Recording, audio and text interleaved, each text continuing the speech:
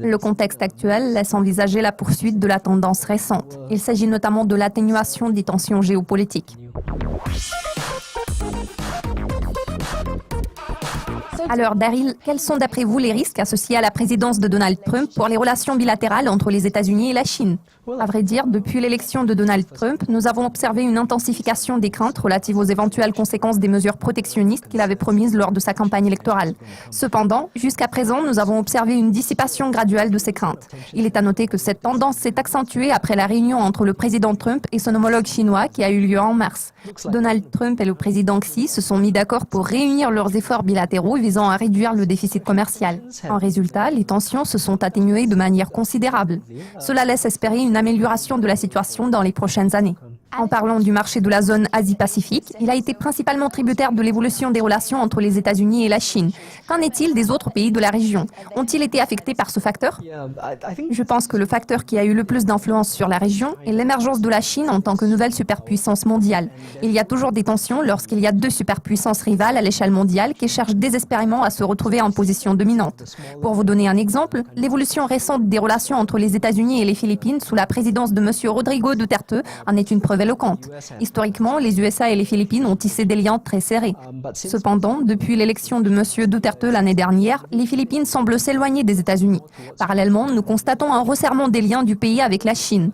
Le président philippin s'est récemment rendu en Chine, ce qui a abouti à la conclusion de nouveaux contrats d'investissement. La Malaisie, elle aussi, s'est rapprochée de la Chine. Bien sûr, nous constatons qu'il existe des tensions, vu que deux superpuissances mondiales se battent pour capter l'attention du reste du monde. En outre, la Chine est en train de déployer des efforts considérables pour prévenir toutes sortes de risques économiques émanant des autres pays dont la politique va à l'encontre des intérêts de la Chine. Prenons par exemple le cas de la Corée du Sud. Le système antimissile américain THAAD, installé en Corée du Sud, inquiète la Chine. Cette dernière considère la mise en place de ce système comme étant une menace à sa souveraineté, vu que la Chine ne veut pas que les USA s'approchent de ses frontières. Alors comment la Chine a-t-elle réagi à cette situation?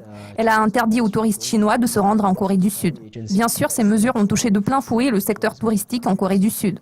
La question qui se pose en ce moment est de savoir si Donald Trump envisage de prendre des mesures similaires afin de contrebalancer la stratégie de la Chine. Vu que vous avez abordé le sujet de la Corée du Sud, parlons de M. Moon, le nouveau président du pays. Son élection se reflètera-t-elle sur les relations de la Corée du Sud avec la Corée du Nord? Oui, effectivement, le président Moon a adopté une attitude plus amicale à l'égard de la Corée du Nord. Cela laisse présager une atténuation des tensions entre les deux Corées sous sa présidence. La récente initiative du pays en faveur de la suspension du bouclier antimissile THAAD sur son territoire est généralement considérée comme une décision favorisant un apaisement des tensions entre les Corées. Il est prévu que la présidence de M. Moon donnera une impulsion favorable à des négociations diplomatiques entre les deux Corées, ce qui laisse espérer une atténuation du risque d'un conflit militaire. Il semblerait que les tensions se dissipent en Asie.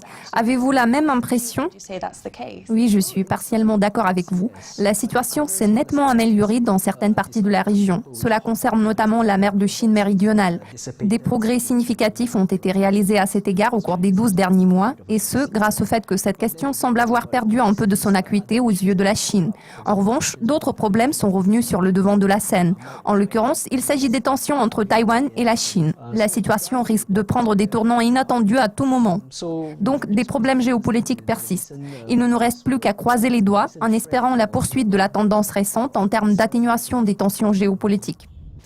Fantastique. Merci de votre participation, Daryl. Nous apprécions beaucoup vos commentaires. Merci. C'est tout pour le moment. Si vous avez aimé cette vidéo, n'hésitez pas à laisser vos commentaires sur notre site.